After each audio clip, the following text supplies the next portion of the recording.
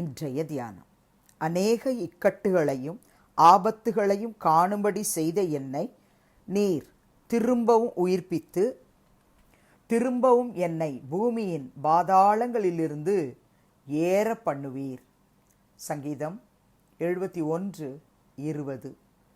ஆண்டவரும் இரட்சகருமாகிய இயேசு கிறிஸ்துவின் நாமத்தினாலே இந்த காலை வேளையிலே இன்றைய தியான நிகழ்ச்சியின் வாயிலாக உங்கள் ஒவ்வொருவரையும் சந்திப்பது நான் கிறிஸ்துவுக்குள் மிக்க மகிழ்ச்சி அடைகிறேன். பிரியமானவர்களே, சங்கீதக்காரன் இந்த சங்கீதத்தில் தன்னுடைய வாழ்க்கையில் அவன் கடந்து போன இக்கட்டுகள், ஆபத்துகள், அவைகளுக்கு மத்தியில் தேவனாகிய கர்த்தர் எப்படி அவனை உயிர்ப்பித்து திரும்பவுமாக பூமியின் பாதாளங்களிலிருந்து ஏற பண்ணினார் என்று சொல்லி மிக தெளிவாக எழுதுகிறார்.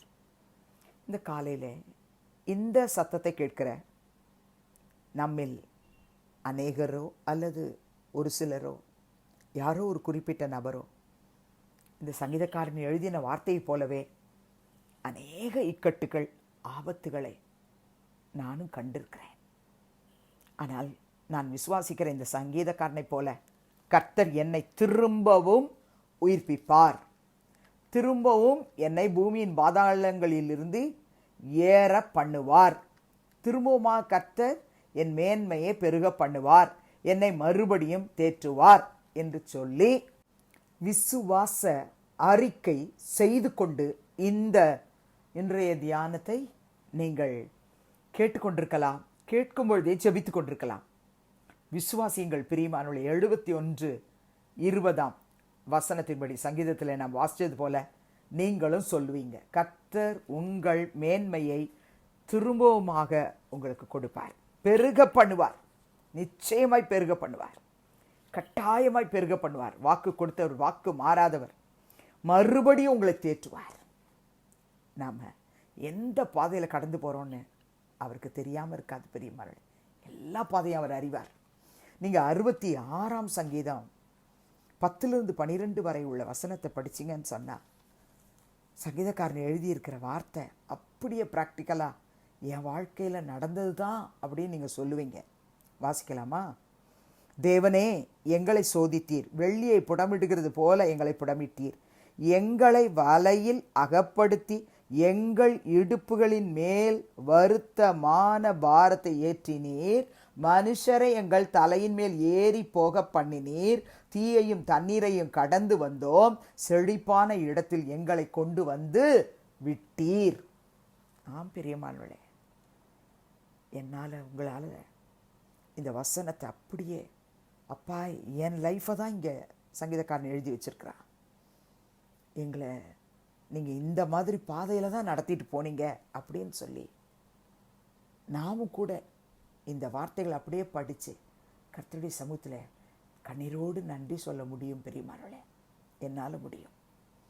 மனுஷரை நம்முடைய தலையின் மேலே ஏறி போக பண்ணினார். எல்லாம் நன்மைக்காகத்தான். கைவிடலை. ஆனால் தீயையும் தண்ணீரையும் நம்ம கடந்து வந்தோம், நம்ம கூட தான் இருந்தார். அப்படியே விட்டுறல, செழிப்பான இடத்துல நம்மளை கொண்டு வந்து விட்டுருக்கிறார். சங்கீதக்காரன் எழுதின ஒரு வார்த்தையும் நம்ம ப்ராக்டிக்கலாக நம்முடைய லைஃப்பில் அப்ளை பண்ணி பார்த்தோம்னு சொன்னால் அந்த 150 சங்கீதங்களையும் வாசிக்கும் பொழுது நம்முடைய வாழ்க்கையில் அவர் கடந்து போன அந்த பாதையை தான் இப்போ நம்ம கடந்து போகிறோம். அவங்க எப்படி அதை ஓவர் கம் பண்ணாங்க, அப்படி ஓவர் கம் பண்ணுறதுக்கு நாமளும் ஜெபிக்கணும். பைபிள் உள்ள வார்த்தைகளை அப்படியே விசுவாசிக்கணும். விசுவாச பிரயாணத்தில் கடுகளவு கூட அவிசுவாசம் வராதபடிக்கு கர்த்தர் நம்மளை காத்துக்கொள்ளணும்னு ஜெபம் பண்ணும்பொழுது சோதனை வந்தாலும் சரி, வேதனை வந்தாலும் சரி, தீ வந்தாலும் சரி, தண்ணீர் வந்தாலும் சரி, கர்த்தர் நம்மளை கைவிட மாட்டார். நமக்கு ஒரு செழிப்பான இடத்துல நமக்கு ஒரு பங்கை வைத்திருக்கிறார். பயப்படாதீங்க பிரியமானவர்களே. 88 சங்கீதம் 6-18 வரை உள்ள வசனத்தை படிச்சிங்கன்னா அவங்க கடந்து போன பாதை ரொம்ப பயங்கரமான ஒரு டெரிபிள் பாத்து தான். அந்த பாதையில் நீங்கள் கடந்து போயிட்டுருக்கலாம். இப்போ ப்ரெசண்ட் லைஃப்பில் நீங்கள் கடந்து போயிட்டுருக்கலாம்.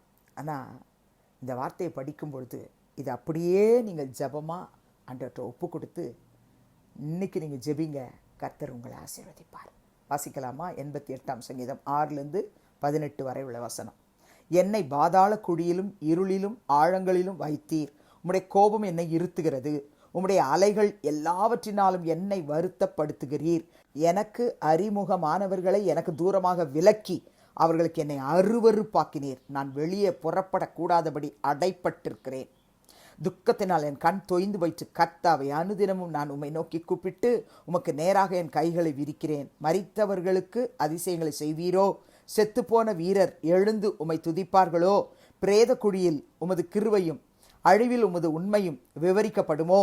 இருளில் உமது அதிசயங்களும் மறதியின் பூமியில் உமது நீதியும் அறியப்படுமோ? நானோ கர்த்தாவே உம்மை நோக்கி கூப்பிடுகிறேன். காலையிலே என் விண்ணப்பம் உமக்கு முன்பாக வரும். கர்த்தாவே, ஏன் என் ஆத்துமாவை தள்ளிவிடுகிறீர்? ஏன் உமது முகத்தை எனக்கு மறைக்கிறீர்? சிறுவயது முதல் நான் சிறுமைப்பட்டவனும் மாண்டு போகிறவனுமாய் இருக்கிறேன். உம்மால் வரும் திகில்கள் என் மேல் சுமந்திருக்கிறது.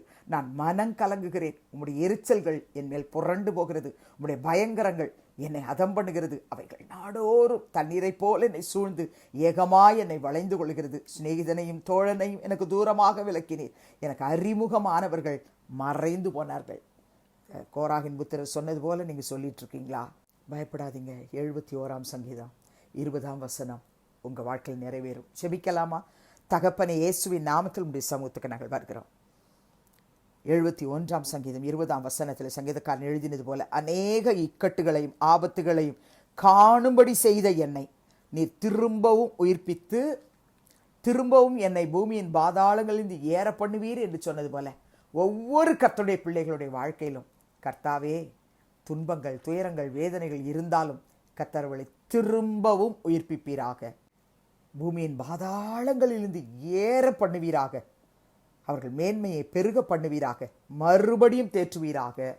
விசேஷமாய் ஆண்டவரே, சுகத்தை பலத்தை இழந்து ஆண்டவரே மிகவும் வேதனையோடு செபிக்கிறவர்கள் யாராயிருந்தாலும் தயவு செய்தப்பா, ஆவியிலே, ஆத்மாவில், சரீரத்தில் கர்த்தர் அவர்களை மீண்டுமாய் உயிர்ப்பித்து அவளை ஆசீர்வதிக்க வேண்டும் செபிக்கிறப்பா.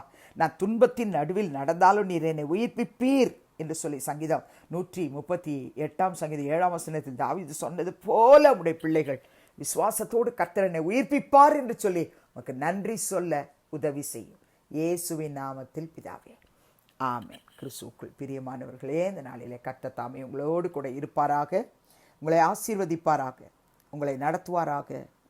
ஆமென்.